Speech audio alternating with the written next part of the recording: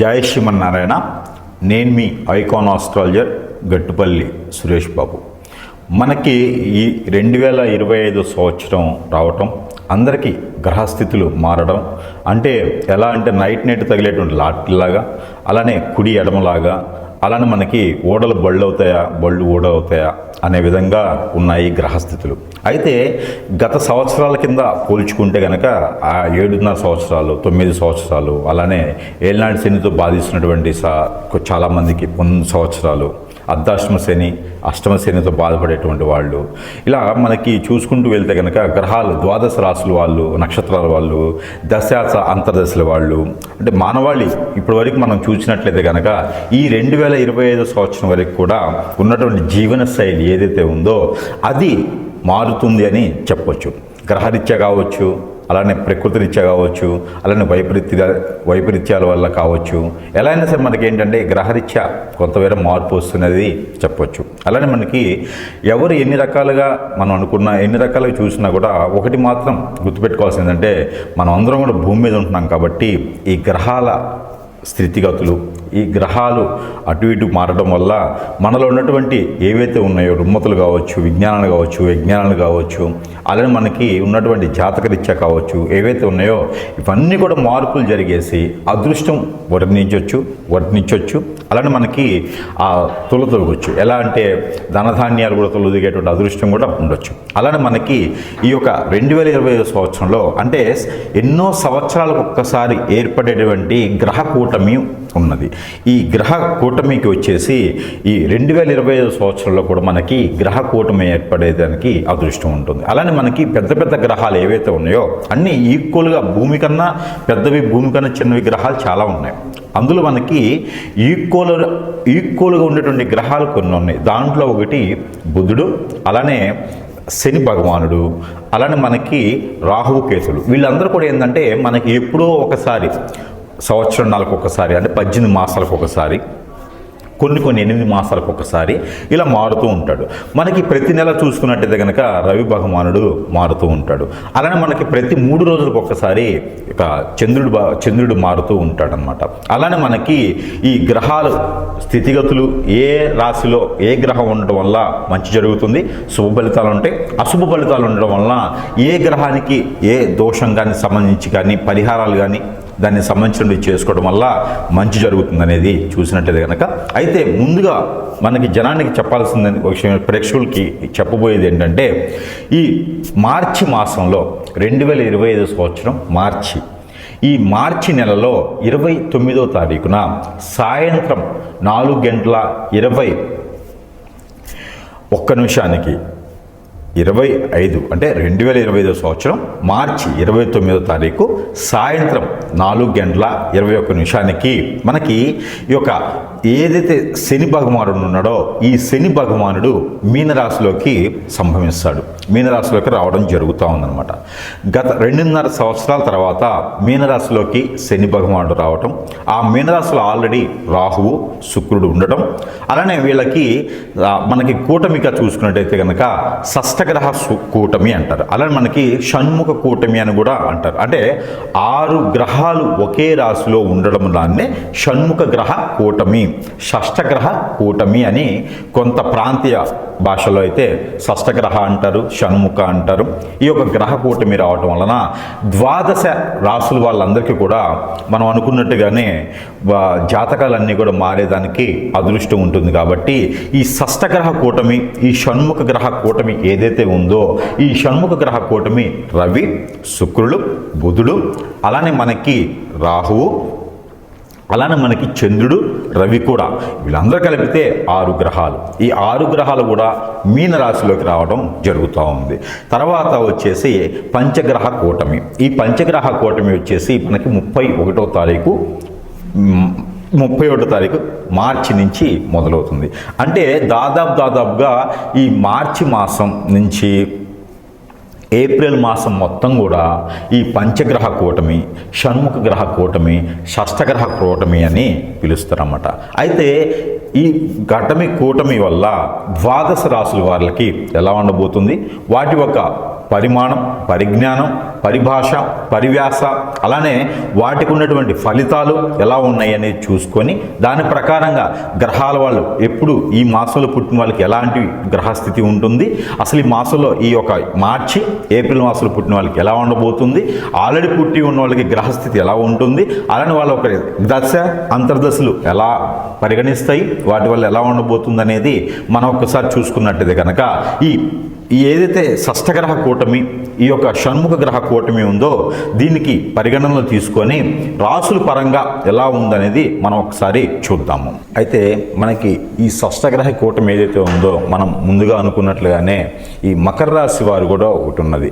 ఈ మకర రాశి వారికి కూడా ఈ షష్టగ్రహ కూటమి ఏదైతే ఉందో దీని ద్వారా మీకున్నటువంటి ఏళ్ళనాటి శనైనా, ఎప్పటి నుంచో వచ్చేటువంటి రుమ్మతులు ఏవైనా, అలానే ప్రకృతి నుంచి వచ్చినటువంటి దోషాలైనా కూడా ఈ ఏదైతే మకర రాశి ఉందో ఈ మకర రాశి వారికి కూడా ఈ యొక్క పరిహారాలు ఉంటాయి. ఈ పరిహారాలు మనం చివరిలో చెప్పుకుందాము.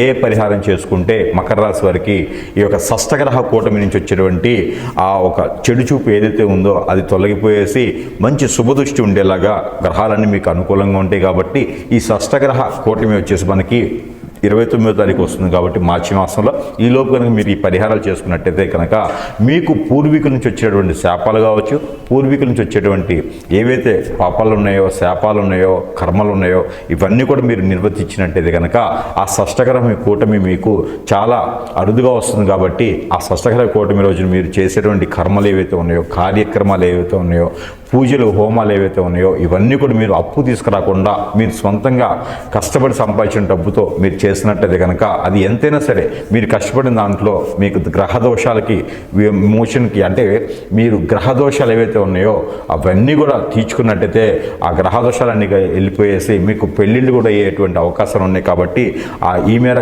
గ్రహ దోషాలన్నింటికి కూడా మీరు ఈ షష్టగ్రహ కూటమి రోజున తీసుకున్నట్టయితే మరీ మంచిది.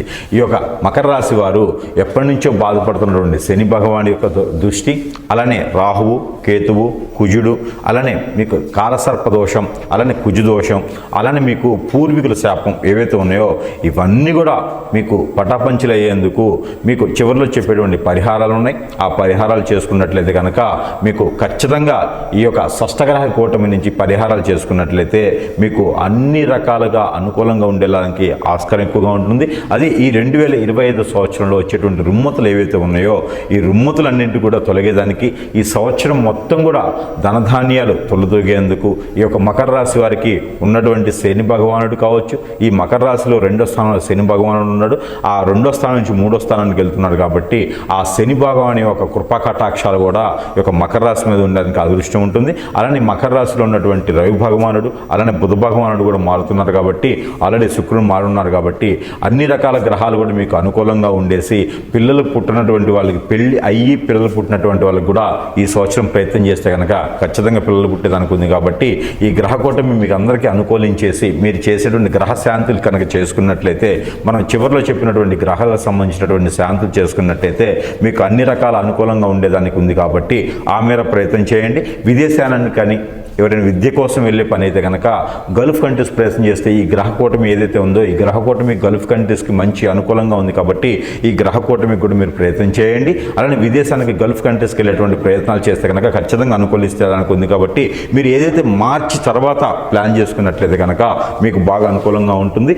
ఈ మార్చి తర్వాత మీకు ఇంటర్వ్యూలో ఏదైతే వీసా ఇంటర్వ్యూలు ఉన్నాయో ఈ ఇంటర్వ్యూ కూడా పాస్ చేయడానికి మీకు ఆస్కారం ఉంది. కాబట్టి ఆ మేర ప్రయత్నం చేసి మకర రాశి వారు అందరూ కూడా ఈ గ్రహ కూటమి ఏదైతే ఉందో, ఈ షష్టగ్రహ కూటమి ఏదైతే ఉందో ఈ గ్రహ కూటమి మీకు అంతా అనుకూలంగా ఉంటుంది. కాబట్టి ఈ మేర మనం చివరిలో చెప్పినట్టు పరిహారాలు చేసుకుంటే కనుక అన్ని రకాలుగా బాగుంటుంది.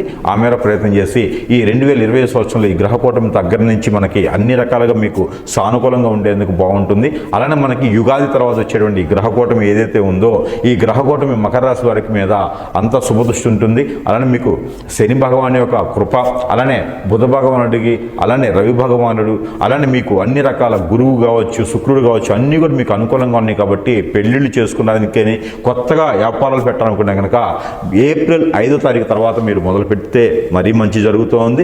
ఎందుకంటే ఈ లోపుగా షష్టగ్రహ కూటమి ఉంది కాబట్టి కూటమి ముందు ఎలాంటి వ్యాపారాలు చేసినా కూడా మీకు సానుకూలంగా ఉండదు. అది యుగాది తర్వాత మీకు ఏదైతే గ్రహ కూటమి ఉందో గృహ కూటమి తర్వాత కనుక మీరు వ్యాపారాలు చేసినట్టయితే కనుక మీకు సానుకూలమైన పరిష్కారం దొరుకుతుంది. కాబట్టి ఆ మీరు నరదిష్టి నరకోశ కూడా మీకు ఎక్కువగా కనిపిస్తుంది. కాబట్టి ఈ గ్రహ కూటమి తర్వాత ఏదైతే ఉందో ఈ గ్రహాలకి శాంతి కలిగించినట్టయితే కనుక ఆ నవగ్రహ అభిషేకం చేసుకున్నట్టయితే కనుక మనం చివరిలో చెప్పినటువంటి పరిహారాలు ఏవైతే ఉన్నాయో ఆ పరిహారాలు కూడా మకర రాశి వారు చేసుకున్న అదృష్టవంతులు అయితే కనుక ఖచ్చితంగా మీ అందరికీ బాగుంటుంది. కాబట్టి ఈ మేర ప్రయత్నం చేసి ఈ గ్రహ కూటమి ఏదైతే ఉందో ఇది మీ మీద చెడు చూపు కాకుండా మంచి శుభదృష్టి చూపు ఉండేలాగా చూసుకోవాలని, ఆ చూపు ఉండి మన పరిహారాలు చెప్పుకున్న ఆ పరిహారాల్లో మీరు నిమిత్తం చేసుకున్నట్టయితే కనుక మీకు అన్ని రకాల బాగుంటుందని నేను కోరుకుంటా ఉన్నాను. అయితే మనకి ఈ గ్రహ కూటమి ఏదైతే ఉందో మార్చి 29వ తారీఖు జరిగేటువంటి గ్రహ కూటమి ఏదైతే ఉందో దీనివల్ల మన రాశిలో ఏదైతే మీ రాశి ఉందో ఈ రాశిలో కనుక ఈ చిన్నపాటి ప్రయోగాలు చేసినా, ఈ చిన్నపాటి తంత్రం, ఈ చిన్నపాటి ఏదైతే రెమెడీ ఉందో పరిహారం ఉందో ఇది చేసినట్లయితే కనుక ఖచ్చితంగా రాణించడానికి ఆస్కారం ఉంటుంది. కాబట్టి మార్చి 29వ తారీఖు నుంచి ఏప్రిల్ మాసం మొత్తం కూడా మీరు చేయాల్సిన చిన్న పని ఏదైతే ఉందో ఈ పని చేయండి, చిటికలో మీకు అదృష్టం వచ్చేస్తుంది. ఖచ్చితంగా మీకు అదృష్టం అనేది వరిస్తుంది. కాబట్టి ఈ ఒక చిన్నపాటి పని చేసుకుంటే చాలు. అది దాంట్లో సంబంధించిన రెమెడీ ఏంటంటే వీరు ఈ రాశి వారు ఎవరైతే ఉన్నారో ఈ రాశి వారు అందరూ కూడా మీరు సాయం సంధ్య వేళలో కనుక ఏమీ భుజించకుండా ఆ ఒక ఎప్పుడు సాయంత్రం 5:40 తర్వాత ఏదైతే ఉన్నదో ఈ 40 నిమిషాల తర్వాత ఇంటిల్లిపాది మొత్తం కూడా ఏదైతే ఉందో పసుపు నీళ్లు ప్రతిరోజు చల్లేసి ఏవైతే మనకి బిర్యానీ ఆకు చిన్న చిన్న పీసులు చేసి అలానే దాల్చిన చెక్క పౌడర్ చేసి ఉంచుకొని ఇవన్నీ కూడా ప్రతిరోజు మీరు ధూపం వేసేటువంటి గుగ్గిలం కానీ అలానే గుగ్గిలంలో కానివ్వండి, సాంబ్రాణిలో కానివ్వండి, ఇంట్లో ధూపం వేసేటప్పుడు